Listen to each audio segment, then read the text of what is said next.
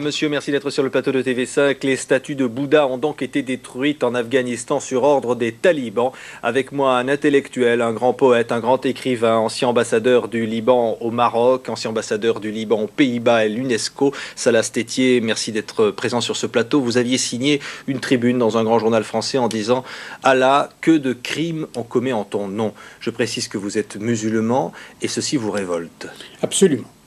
Ça me révolte d'autant plus que, en fait, cela n'a rien à voir avec l'enseignement de l'islam qui a, dans tous les territoires où il s'est installé et qu'il a dominé à un moment donné de son histoire, respecté scrupuleusement les lieux, les sites et, je dirais, entre guillemets, les dieux. Ouais, alors on voit les images, là, Salah Stétier. On voit qu'il n'y a plus du tout de Bouddha. Ces montagnes, désormais, sont creuses. Il n'y a plus rien.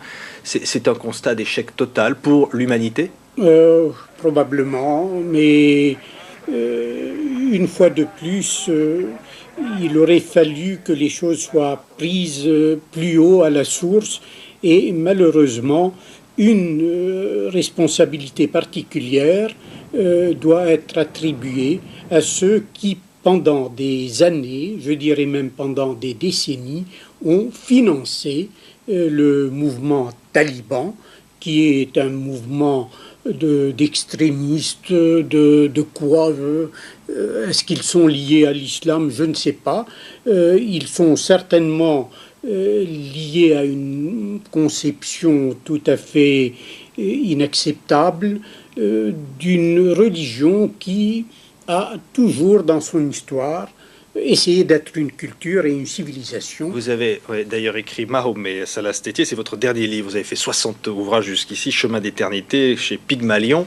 Ça veut dire que lorsqu'on parle de fatwa des talibans demandant à détruire ces bouddhas, ça ne veut rien dire? Rien dire. Il n'y a pas le mot de fatwa dans le Coran.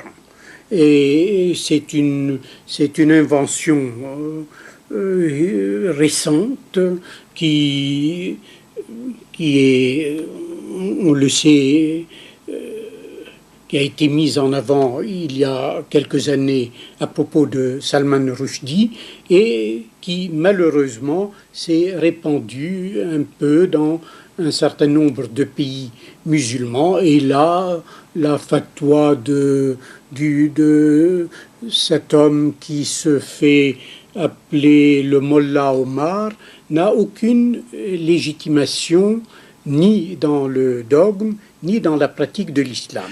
Il y a un autre dossier sur lequel on vous a entendu, Salah Stétier, et vous avez, avec 14 autres intellectuels arabes de toutes les régions du monde, signé une pétition pour dénoncer la possible organisation d'une conférence négationniste, antisémite, visant à nier l'existence du génocide contre les Juifs la Seconde Guerre mondiale, qui devait être organisée, là, ces jours-ci, à Beyrouth, au Liban, à quelques mois de l'organisation du sommet de la francophonie. Vous avez donc, avec d'autres, et cet acte a été qualifié de considérable, notamment par l'ambassadeur d'Israël en France, avec d'autres intellectuels arabes, dénoncer cela. Vous avez été, je l'ai précisé tout à l'heure, ambassadeur du Liban, notamment au Maroc.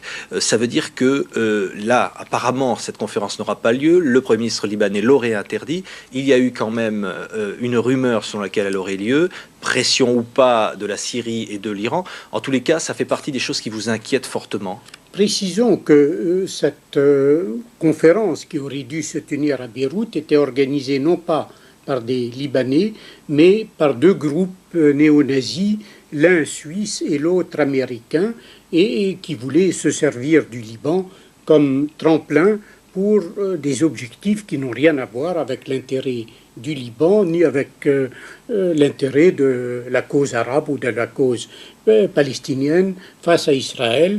Et les intellectuels qui ont signé cette pétition ont voulu marquer qu'en aucun cas il ne saurait mêler ce qui est de l'ordre des principes et ce qui est de l'ordre du politique. Sur le plan politique, chacun sait que le Liban, que d'autres pays arabes ont des difficultés considérables avec Israël et cela est répercuté tous les jours par les médias, mais il ne saurait être question, au nom de ce qui est politique, ce qui est de l'ordre de l'événementiel, de mettre en cause un certain nombre de positions sur lesquelles nous nous montrons intraitables, et notamment sur ce qui concerne l'antisémitisme, d'autant plus que les Arabes sont eux aussi des sémites, et que toute position antisémite aurait fini par leur retomber dessus comme s'ils se portaient tort ou s'ils se faisaient mal à eux-mêmes. Est-ce qu'il y a cette tendance? Je pense par exemple au Liban. On a noté aussi qu'il n'y avait pas d'intellectuels égyptiens dans la liste des signataires. Hein. Ça a été noté par l'ambassadeur d'Israël en France.